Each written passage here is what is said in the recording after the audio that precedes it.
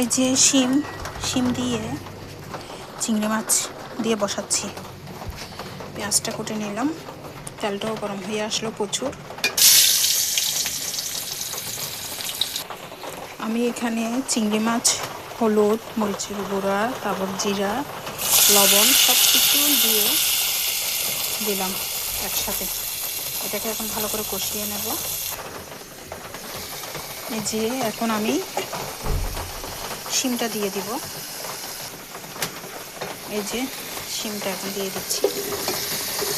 শিমটাকে ভালো করে কষিয়ে নেব।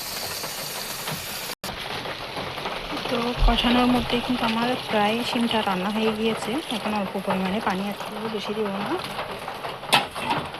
পানিটা অল্পই দিয়েছি। এটা আর 5-10 মিনিট রেখে নামিয়ে নেব।